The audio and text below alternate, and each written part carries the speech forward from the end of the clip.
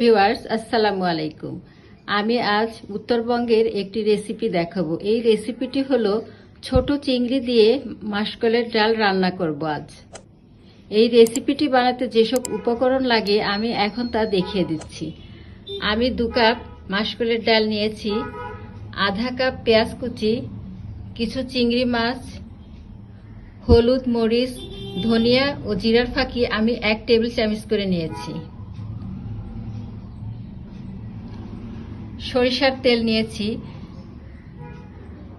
স্বাদমতো লবণ, 2টো তেজপাতা, রসুন কুচি, কাঁচামরিচ, আকর জিরা, আমি 2টো শুকনো মরিচও নিয়েছি, গোটা কয়েকটা কাঁচামরিচও নিয়েছি।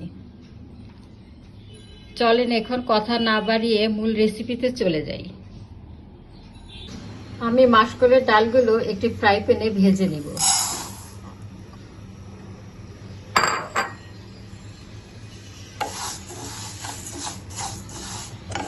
যখন ডালের একটি সুঘ্রাণ আসবে তখন আমি নামিয়ে নিব।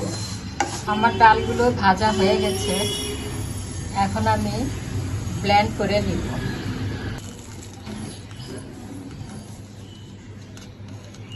এখন আমি পানি দিয়ে ভিজিয়ে রাখব। 30 মিনিট ডালটা আমি ভিজিয়ে রাখব।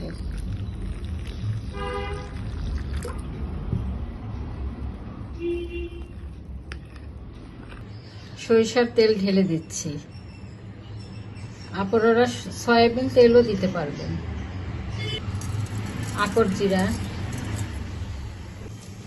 তেজপাতা, গোটা শুকনা মরিচ, পেঁয়াজ কুচি,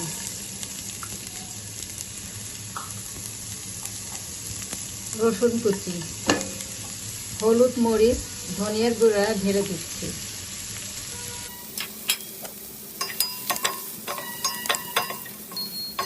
মশলা যেন না পুড়ে যায় আমি কিছু পানি দিয়ে দিচ্ছি।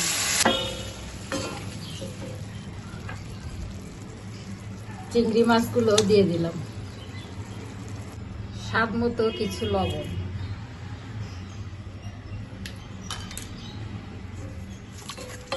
কাঁচামরিচগুলো দিয়ে দিচ্ছি।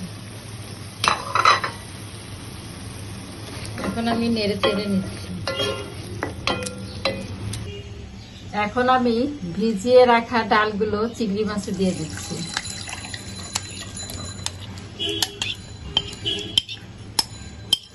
আমি আর একটু পানি দিয়ে দিব।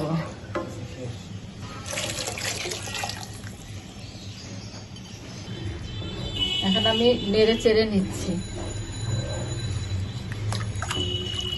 বলক হওয়া পর্যন্ত অপেক্ষা করব।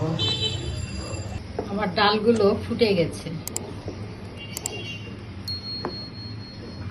এখন আমি কিছু কাঁচা আম দিয়ে দিচ্ছি।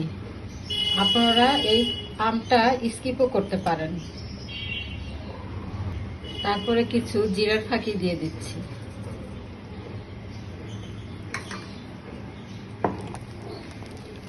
পেঁয়াজ আর রসুন আমি বেরেস্তা করে রেখেছিলাম, এখন আমি দিয়ে দিচ্ছি।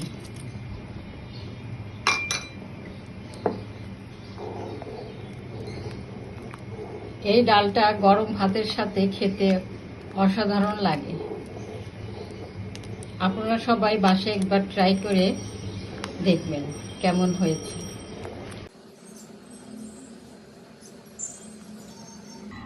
হয়ে গেল আমার ছোট চিংড়ি আর মাসকলাইয়ের ডালের রান্না। এই গরমের দিনে এরকম রেসিপি থাকলে ভাত একটু বেশি খাওয়া হয়ে যায়। আমার এই রেসিপিটা ভালো লাগলে আমার চ্যানেলটি সাবস্ক্রাইব করে পরবর্তী ভিডিও দেখার আমন্ত্রণ রইল। আল্লাহ হাফেজ।